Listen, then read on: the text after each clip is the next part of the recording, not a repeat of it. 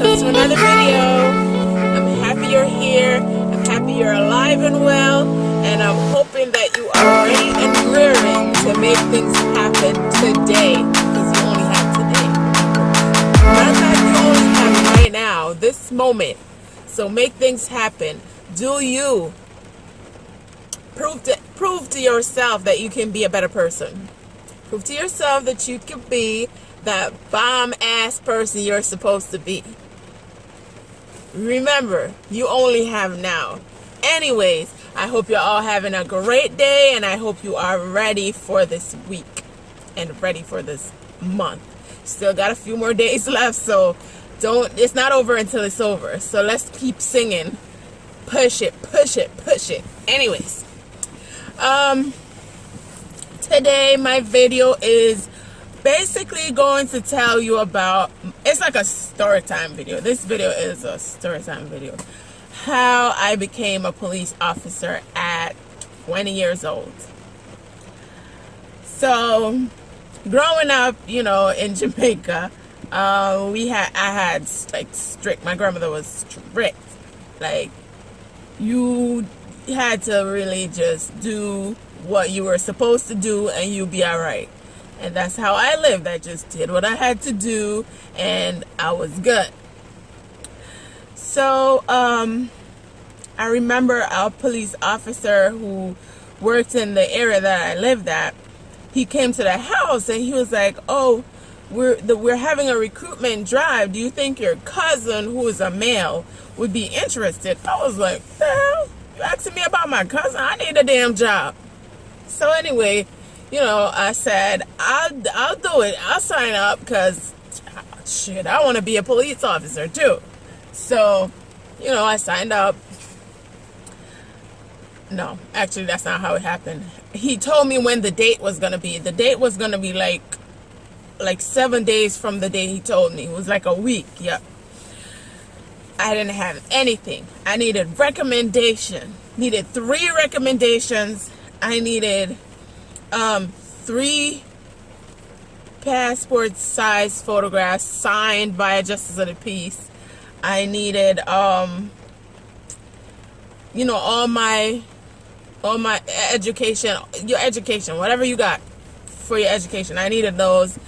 I needed an outfit because you had to dress like you're going to work. And now, mind you, I never really had a job that I had to dress up to. All I did before that was volunteer work, I was just volunteering at the school. So I really never had that outfit that you want to go shine, show your best, put your best foot forward. I needed stockings, I needed shoes. Yeah, I had some church shoes somewhere or some church clothes, but I didn't want to wear those. I really wanted them to see me and be like, "That's a cop. That's the one who's going to get the job." That's what I set out for. I don't know what everybody else set out for, but that was my aim. So, that whole week, I had some money from, I think I had worked some election or something and I had gotten some money.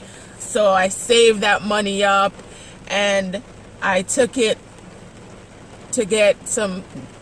Back in Jamaica, we make clothes. You had a dressmaker or a tailor or whoever to make your clothes. So I had to go get the material for the clothes, the cloth, and I took it to a dressmaker in Black River, St. Elizabeth, Jamaica.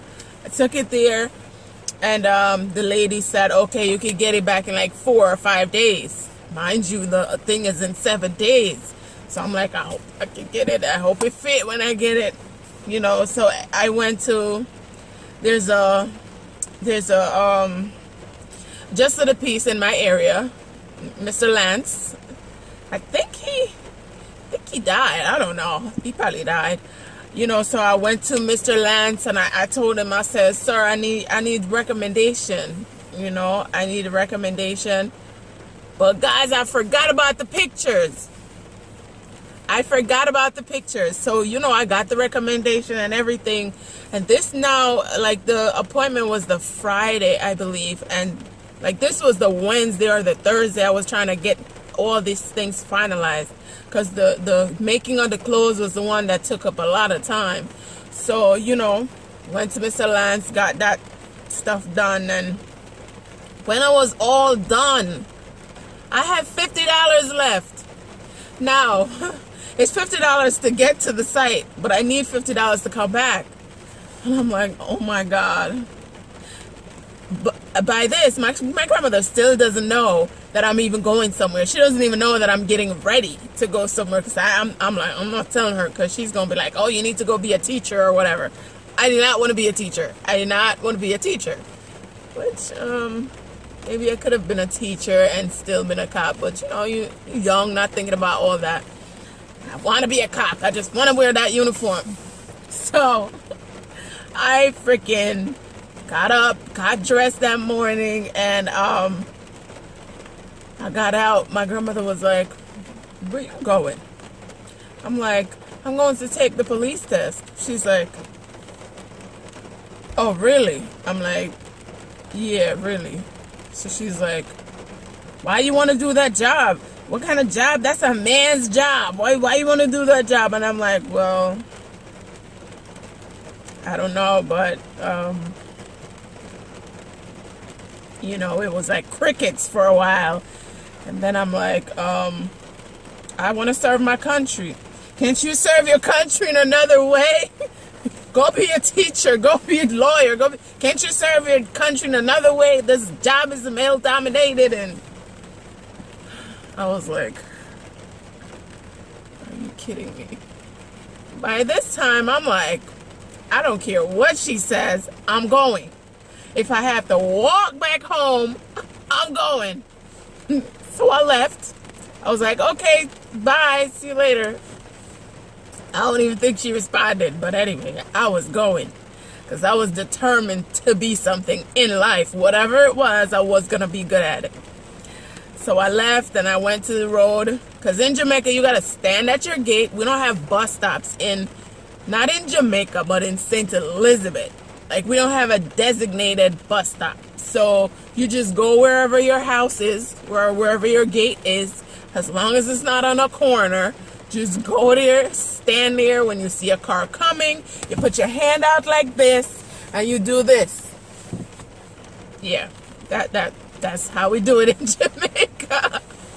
Not all parts of Jamaica, mind you, because like in the city, like Kingston and Montego Bay and maybe St. Anne, and maybe some other parts that I don't know, they have designated bus stops. But where I'm from, St. Elizabeth, there was no designated bus stop. So I went by the gate with my $50 in my pocket, and I was there for like, I want to say I was there for like 45 minutes. Everything that came down was full. And I was like, oh my God. Oh my God. Am I going to get to go? I feel like I'm not going to get to go. And with all what was happening before, it's like I'm starting to doubt myself. And I'm like, sometimes it's just this word just popped in my head. Sometimes the devil wants to get at you. They will use your closest family member that you love so much to mess with your mind. And I was like, Satan, you are not going to stop me from going to do this test today. And after I said that, like literally 5 or 3 minutes later, my cousin Adrian was coming down the hill from my house, because we lived on a hill. He was coming down the hill from my house, and he said, wait a minute.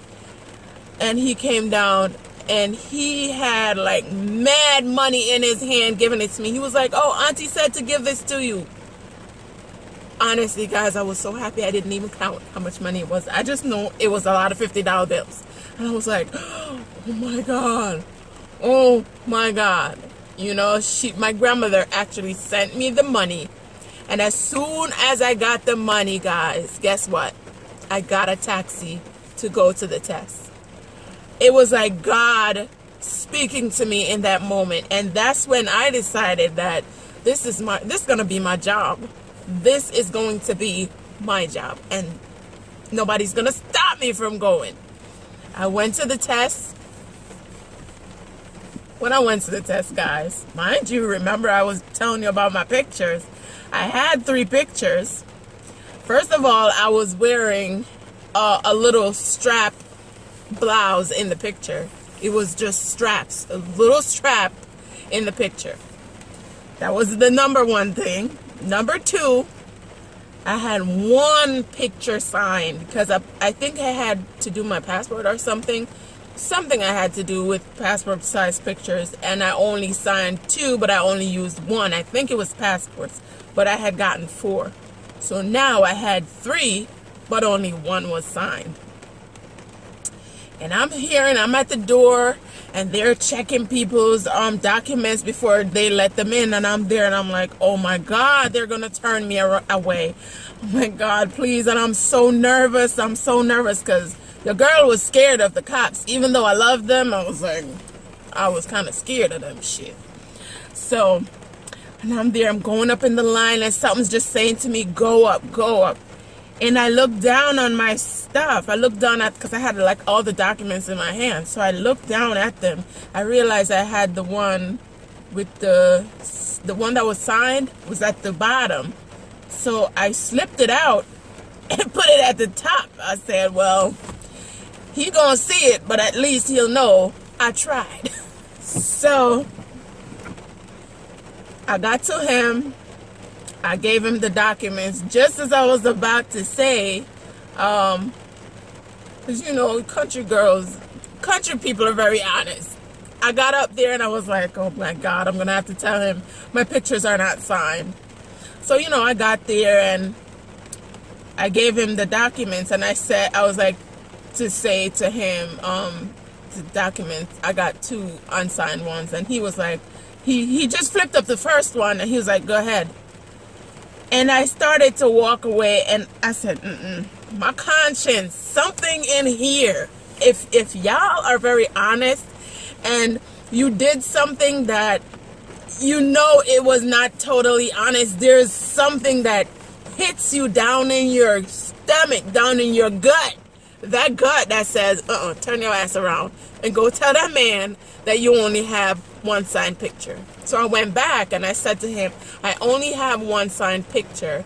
Can I still do the test? He said, he lifted them up. He said, well, you're going to have to get the pictures changed anyway, but at least you have something. So they will take it. So he was like, that's fine. And I went in and, you know, got registered and sat down. So, you know, they already explained to me to change the pictures because of the shirt that I was wearing and stuff. And I did the exam. It was a lot of people there. It was so many people. I was so nervous.